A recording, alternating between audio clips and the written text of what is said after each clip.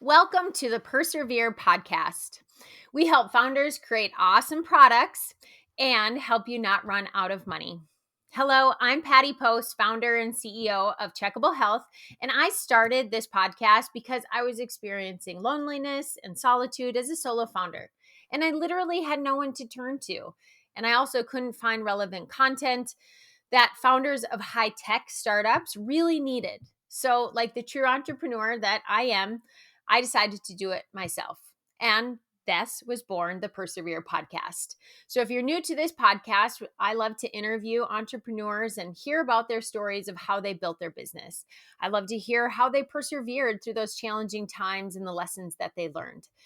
If this is the first time that you're listening, or if you're a regular guest, I would really appreciate it, a 5-star rating, as well as subscribing to this podcast.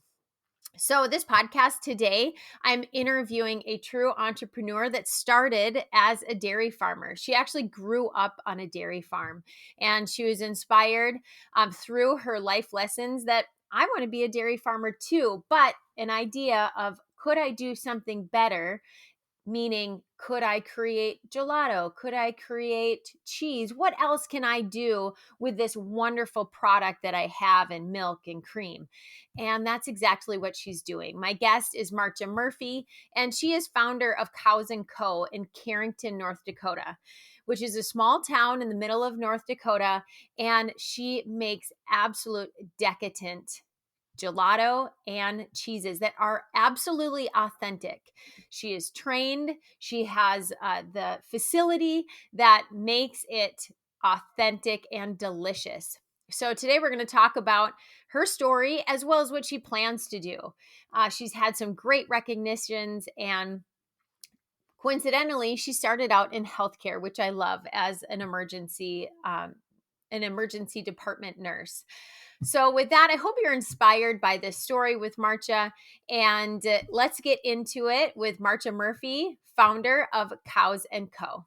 Anything that's said in our recording, like this part, we'll obviously edit out.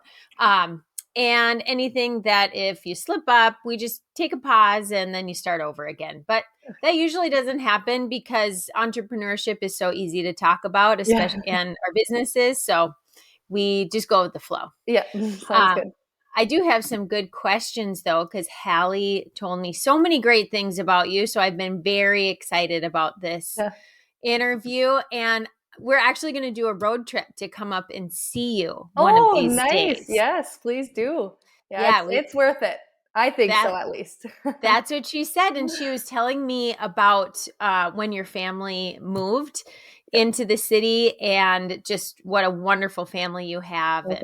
And that there's a little bit of like, oh, it's going to smell because of the cows. She's like, you can't smell it at all. It is so clean. Yeah. It's like, so yeah, there was some pushback when we first moved here, but I think that made my parents want to come even more.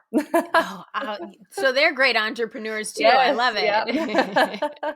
Yep. That's very cool. All right. Well, I'm just going to start us off here.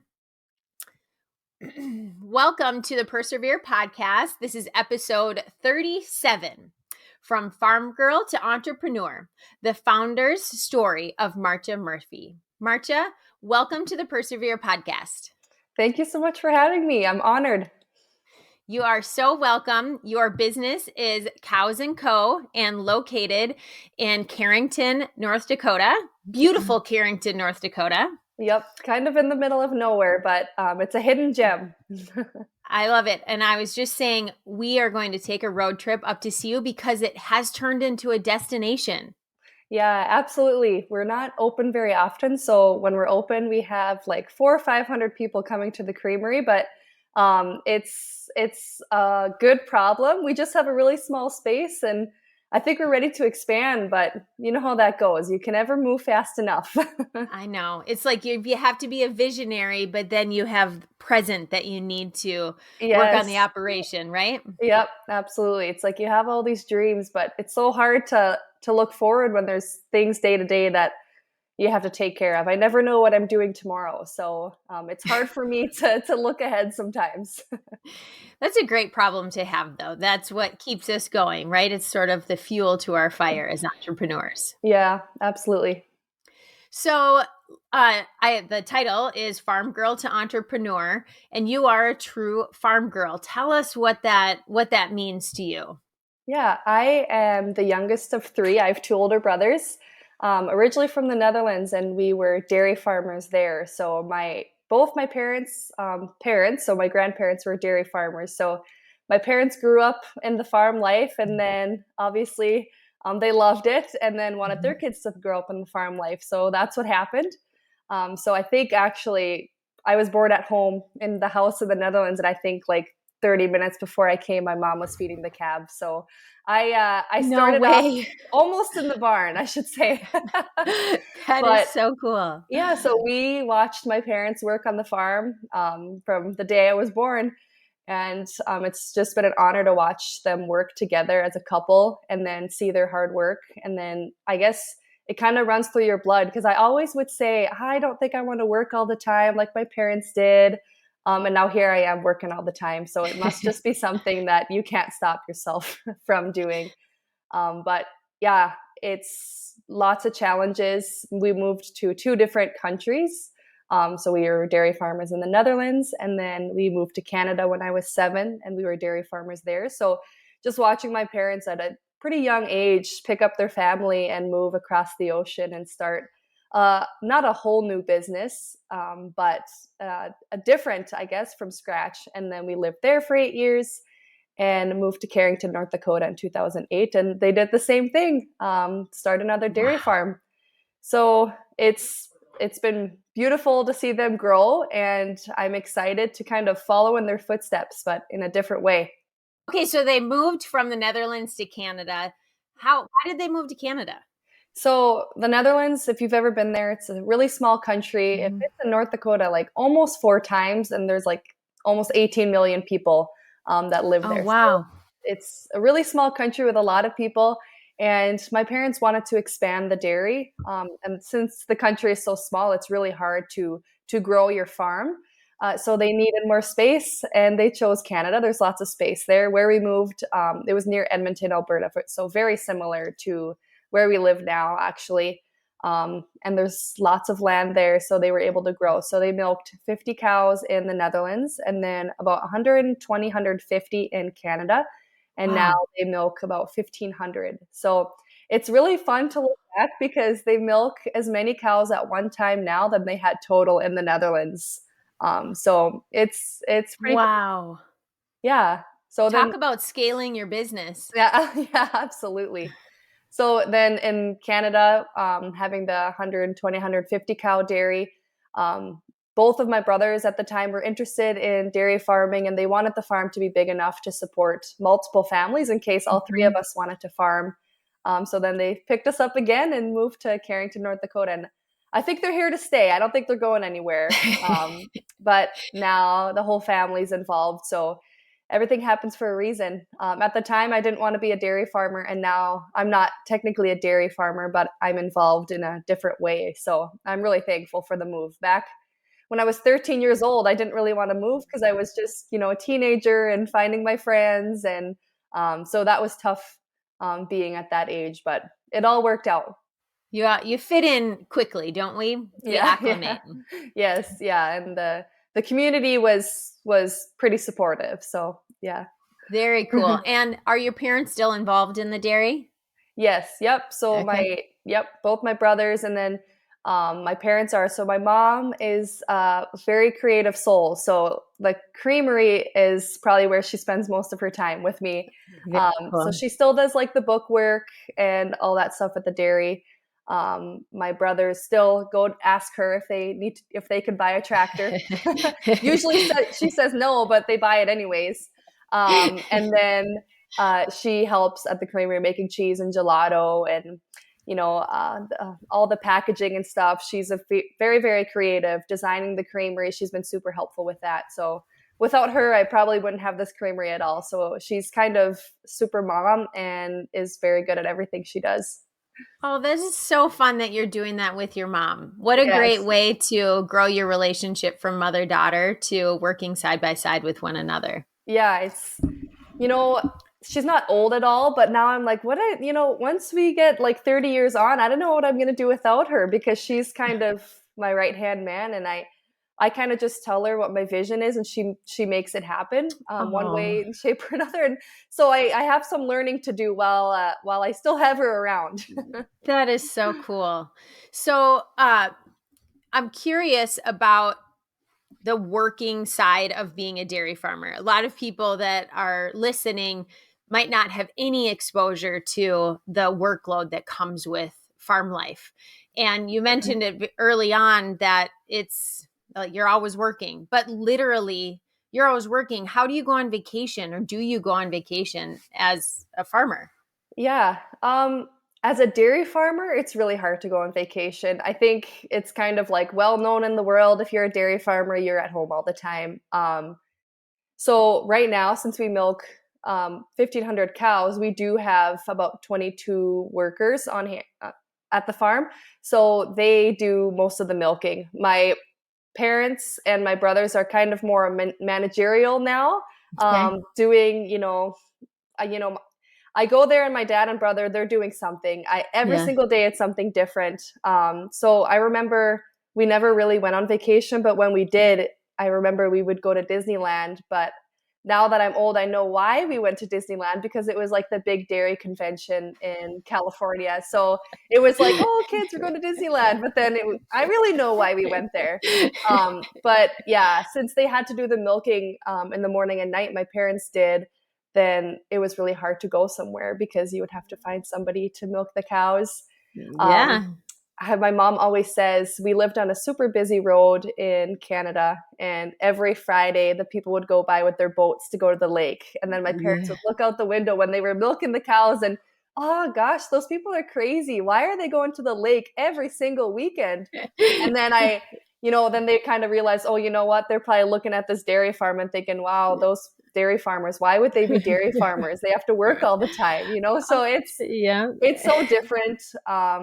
My parents just enjoy working. They're probably considered workaholics, but they love what they do, and they're happy with what they do. So it's just a very different lifestyle. Yeah. I'll give a shout out to Jen Thibodeau Jensen, who's a director of clinical and regulatory at Checkable. She grew up on a dairy farm, and her parents have retired recently, and they're traveling the world.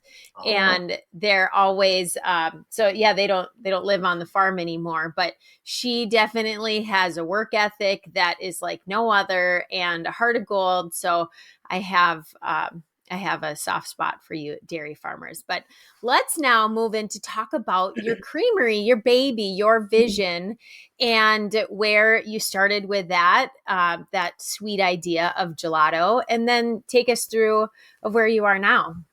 yeah. So I started making gelato in 2018. I was actually at UND studying nursing. So I appreciate what you're doing at Checkable. Thank you. Uh, I we travel back to the Netherlands quite often, so there's lots of gelato shops there, and I remember the feeling I would have sitting on the patio enjoying some gelato, Mm. and I thought, this is so cool. I just wish everybody could go to Europe and enjoy a fresh scoop of gelato. And I kind of had mentioned it to my family. So, oh, we should do this in North Dakota. And at the time, it was just kind of, one of those things you just say. Like, I've always said I wanted to own a bakery. I've always wanted to do this, wanted to do that. But they were like, oh, you know what? Like, you're in nursing school, just continue to be a nurse. So Yep. that's what I did. And then a few months later, I was sitting in my nursing class, and I got a text from my mom, and it was a link to Gelato University. So it's originally in Italy, but they come to the States a couple times a year to teach people like the basics of gelato making. So I thought, oh my gosh, yes, my mom wants to make gelato. So we went, and we both fell in love with the process, and we came back and thought, how can we make this reality? Since milk is the main ingredient of gelato, and we have a lot of milk right at our Yeah. fingertips. So let's make gelato. With it being a dairy product, there's a lot of rules and regulations. So it's not Mm. just something you can take raw milk and sell. You have to, have a nice established little dairy processing facility. So my mom was nice enough to give up her garage spot. So we renovated the garage to be a really small gelato processing facility. And that's kind of how we got started. We didn't want to do a brick and mortar just because I was going to be working full-time as a nurse and I needed something flexible. So we got a gelato cart from Italy. And I used this cart to cater at weddings, farmers markets, basically anybody that would hire me, I would say yes. So I would work my nursing shifts and then I would go cater with the gelato cart. And my husband and I, when we got married, it was actually the first wedding that we had the gelato cart at. So it was really special, and we learned a lot because the gelato was rock solid and you could barely scoop it. So now we know, okay, we need to have the gelato at gelato consistency, and then it's easier to scoop because there's a lot of people at a wedding that want gelato right now at the same time. So you have to scoop really fast. So I guess that's how it started, and it's kind of just grown from there. Yeah. And out of curiosity, did you start with one flavor to be very basic and get that down, or did you start with a bunch? So we probably had when we first started, we actually went to downtown Carrington first and put the cart up, and people came and tried the gelato. I think we had 6 flavors that were good, solid flavors. And then it's pretty easy to make milk, cream, and sugar taste good. So it's really fun. It's, gelato is so versatile. You can make so many products, seasonal flavors. We're constantly scheming what else we could do. What's another flavor we can make? So we are every month are rotating different flavors. So, you have the solid flavors that everybody knows and loves, and they're not afraid to try, like cookies and cream and chocolate and salted caramel. But then you got flavors like strawberry basil that people are like, oh, I don't know if I want to have basil in my gelato. So yeah, it's a lot of fun. That sounds really fun. I had one in Minneapolis. It was a blue cheese and shortbread cookie and gelato. That was very interesting. And they're like, you just got to try it. And I know, like, oh no, I'm a cookies and cream gal. But that's what makes it fun, is giving customers, one, you get your creativity out, but then you get customers to try something new.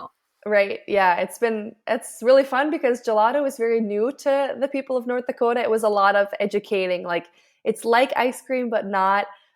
So I don't know, it's just so cool to see people taste our product and then just their reaction to it. That's why we keep doing what we're doing.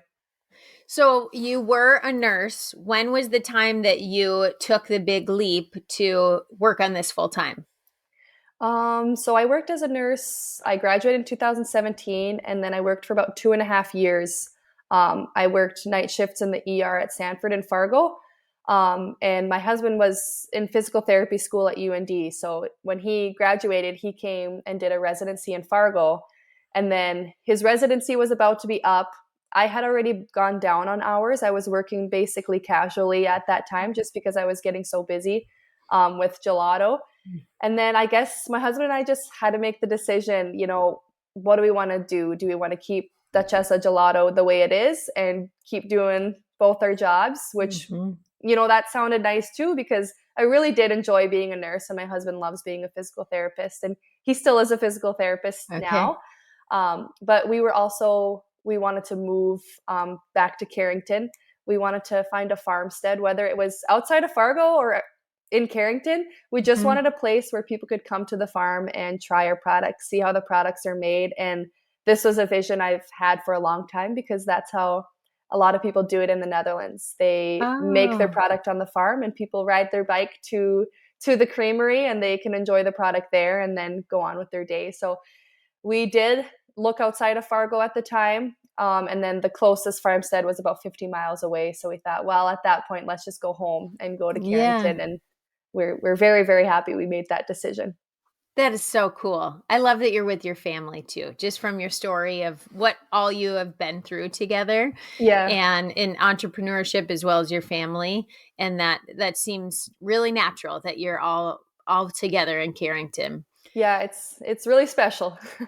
And I like that he's still in healthcare. That's great because we need physical therapists, we need nurses, we need everyone in healthcare, but we need you at Cows Co. So you went from gelato to you started tinkering around with the creamery, had this bigger vision. So what was that all about? Yeah. So we kind of, I should backtrack a little bit. So we were catering and then we would do monthly deliveries. So people would order, it started off with Facebook Messenger. They would order on Facebook and then we would deliver to, we started with Jamestown and then we added Fargo and then Grand Forks. And now we deliver to 11 different cities, including Carrington once a month. So as that grew, we ran out of space in the garage. So I kind of started taking over my dad's spot. And then at that time, my husband and I moved back and we bought a farmstead. It was actually a old dairy farm. So there's a lot of sweet history on the farmstead we live at. But there was an old pole barn that we renovated to be the creamery now. So we needed more space for gelato because we were producing more gelato. And then I also wanted to make Gouda cheese. It's the traditional Dutch cheese. My mom has a history in Gouda cheese making. I went to the Netherlands to learn how to make the cheese. I just thought our creamery isn't complete without cheese, right? Everybody loves cheese. Yeah. We make fresh cheddar cheese curds too, just because that was highly requested. But again, Gouda cheese it's not new to people, but true artisan Gouda is new to people. You can buy Gouda cheese at the store, but it's not always, made in the traditional way that Gouda cheese should be made. So it's still a lot of teaching. Like, this is what Gouda is. This is how it's made. This is how it's aged.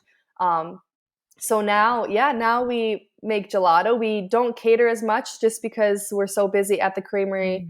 And then we do have a little cafe at the creamery that's open every now and then. So that books us up on Saturdays. So then it's hard for us to travel because most of our catering is done in Fargo. And then we don't get back till super late. And now we have an almost 1-year-old. So time is a lot more valuable when you have a little one in the mix. Yes. Oh, absolutely. It goes by so fast, doesn't it? Yes. Yeah. Too fast. And did you have a boy or a girl? We had a boy, Shepherd.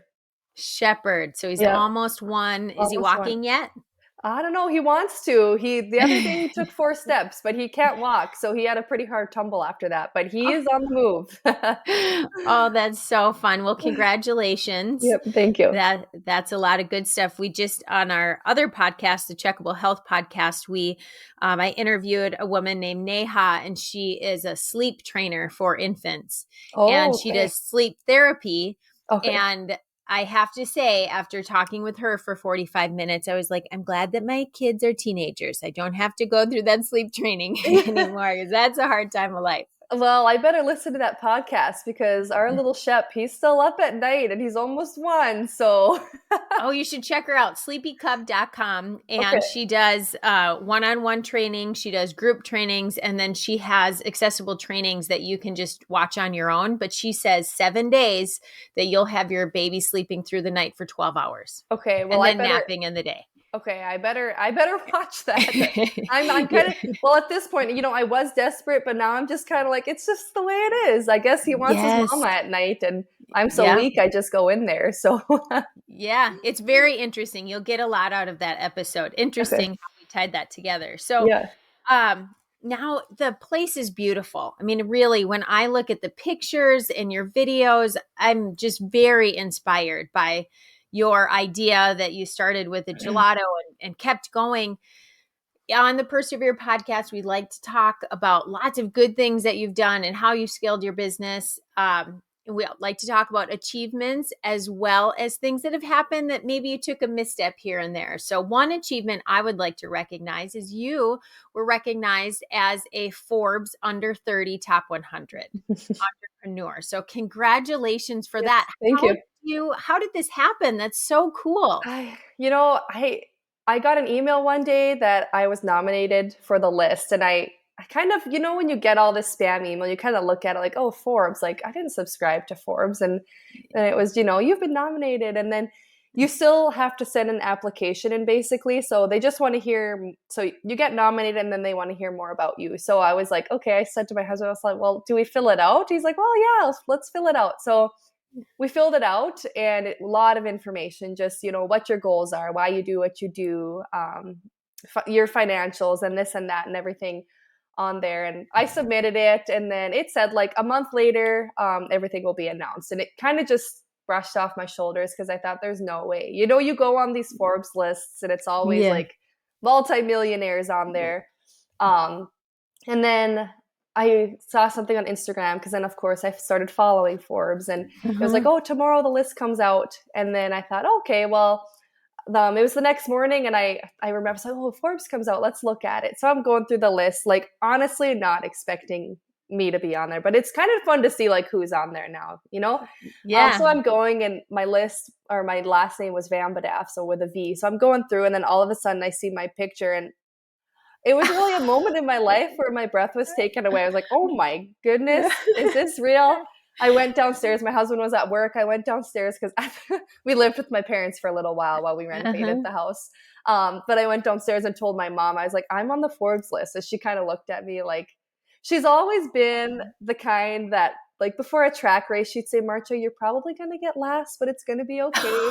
She would kind of, what her thing is she kind of prepares you for failure, just in case if you do, it's okay. Yeah. So she was like, no, you're not. Like, and then I don't know, she was blown away too. And we called my dad and told my brothers, and it was kind of like a surreal moment. I don't know. It was like all that hard work and all that sacrifice that my husband and I made just in the first couple of years of Duchessa Gelato. It just seemed like, wow, this is quite the honor. And yeah, it was announced right before like Christmas time. It was probably a year or two ago already. So, a lot of newspapers reached out to write stories about Duchessa Gelato. So a lot of people heard about Duchessa Gelato in North Dakota. So we made a lot of gelato that Christmas season, because it was a bunch of new customers just from that recognition. So it was pretty cool. Very cool. I love that. So you relished in it for a little bit, but you moved on. I mean, that's like, it's looking back, it's like, yeah, that was really cool. But now it's like on to new things, Yeah. Yeah. Well, congratulations. That's a really big recognition. Thank you. And especially in our tiny state of North Dakota, to have to be recognized against the big giants on the East Coast with so many different entrepreneurs, that really says a lot about you. Yeah, I think, that was the coolest thing, being a small business from egg background, a dairy farming background, to be on the Forbes list. It's pretty cool to put North Dakota on the map, and then also dairy farmers on the map. So that was quite the honor. Super cool. All right. So now let's talk about, you think back like, gosh, I wish I would have done this differently. And like personally, I think of so many different things that I could have done differently. And it's almost like we're going through this training now that we think, oh, pain is bad, but pain is actually good, because if you're going to touch a hot stove and you put your hand on there, well, it's good that we feel pain, because otherwise we'd be burnt and you'd have these side effects. So pain is good. Going through mistakes are actually good. So is there anything that sticks out in your mind that you could share with the audience that maybe they could apply to their own business, or be future looking of, okay, I won't make that mistake? Yeah, I think the biggest thing for me is just being super scatterbrained. And I don't know if this is a mistake or if this is just the way I am. Because a lot of what I do comes with planning and emailing people back. And I'm kind of getting to the point where you just get so many emails and all these things are booked. And like, looking back, I wish I would have taken more time to know how to be organized, or to just sit down and be organized, because still to this day, I am not organized. So that's really hard. And now it's kind of biting me in the butt as the business grows. So that's probably, I don't know if I would consider it, like I said, a mistake, but kind of a continuing mistake, maybe. I don't know. So yeah, looking back, I would, get an office ready, which I still don't have, a desk with my papers in line, because when it comes to the end of the year and it's tax season, and then I'm doing books from the January of the year before. The biggest thing is just have your books organized, have your calendar organized. Now I have somebody on my team, Erin, who's actually my husband's cousin. She went to school for business management, and she's very, very good at what she does when it comes to getting stuff done and book work. And so I got to slide her into my QuickBooks, but I don't know if we're right there yet. So I guess I've kind of learned to bring people onto your team that are good at what you're not good at. Yeah, that's really great self-awareness, Maartje. That's something that I think a lot of entrepreneurs face is you have a passion for what you're doing and you just want to create, but then those solid business practices can lack.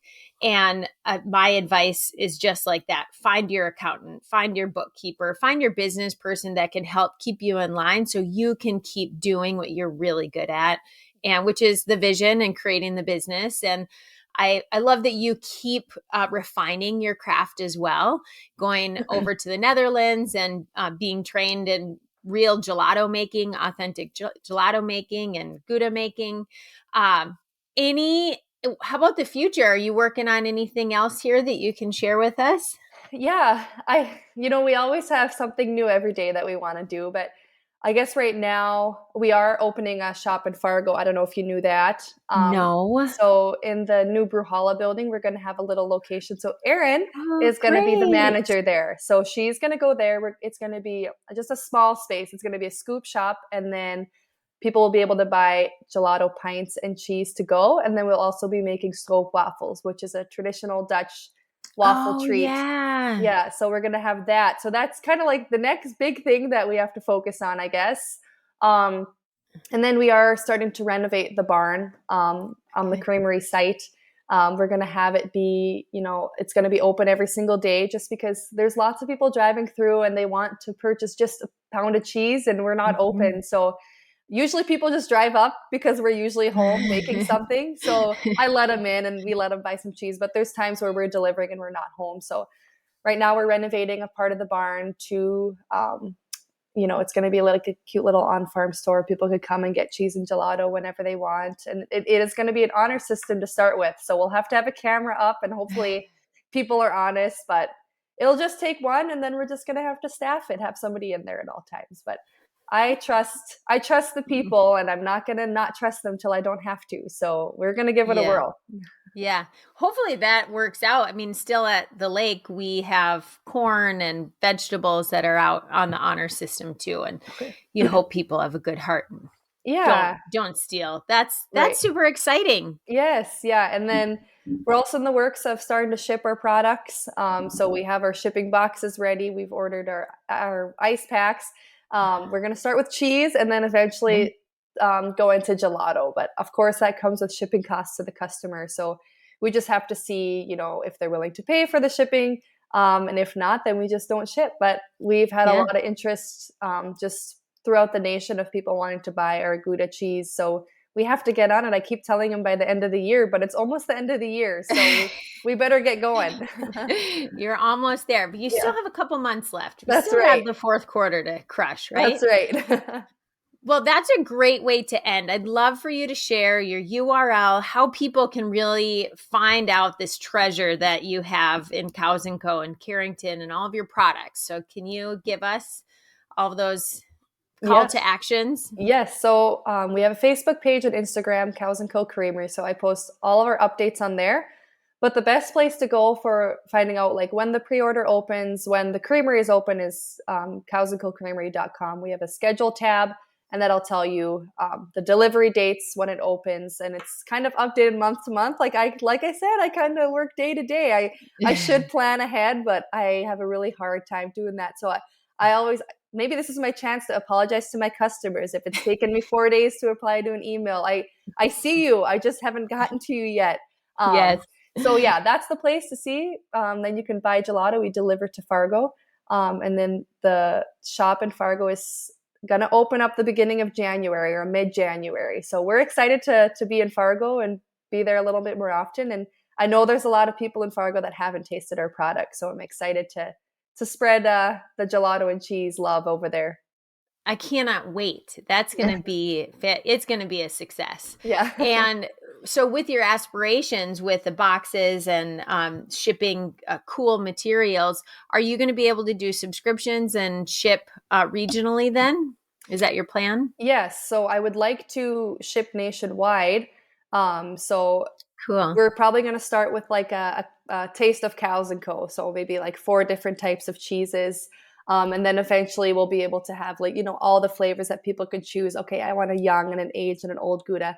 But we kind of want to start with one box. This is what it is, and then see how it goes. And then we just need to hire some more people. But sometimes that's hard to do because you think you can Yeah. do it your best yourself, I know how that is. And Yeah.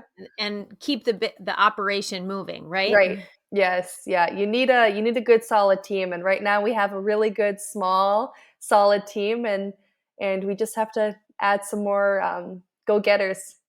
Yeah. Well, I wish you the best with that. I'm sure that they'll come. You have just a magnetic personality, and Thank sure you. you'll draw the best talent in, and a great vision. So thank you for sharing your story with us. It's certainly inspirational. All of you out there that are listening, keep creating, keep persevering with business. And Maartje Murphy, thank you so much for joining me today. Yeah. Thank you so much. Well, that was just a fantastic episode. Maartje is just a wonderful soul and a great entrepreneur. I loved her lesson that, she has the idea and she says that she's a little scatterbrained, but aren't all of us entrepreneurs scatterbrained? I think that's something that we all have in common, but we all feel a little bit self-conscious about it. And I think it's time that we put that aside, because I think it's great attribute that we have, because we can do so many things simultaneously. We don't always hit it out of the park in some of the skills, but that's where we bring someone of expertise to come in and help us. I also really loved her relationship with her family. I just think that that's, if we don't have family, what do we have? And she's a great example of that. So, if you want to be an early adopter and you love the Persevere podcast, I really encourage you to come over to LinkedIn. I created a group where we can continue the conversation of these podcast episodes, but also let's create community. Let's connect with one another, whether you're raising money, whether you're scaling your business, whether you want to throw out a business idea, business model. Come over there and let's talk about it. That's look it up as the Persevere Podcast LinkedIn group. And I want to say thank you to the Checkable Health podcast production crew and to the Grow the Show editing team that makes all of this happen for this wonderful audience and for me. And of course, thank you to all of the guests that have been on the Persevere podcast. I can't believe that we're at episode 37 and we are almost done with 2022, moving into this fourth quarter. It's gone by like crazy. Thank you so much for tuning in. And until next time, you keep on persevering in business.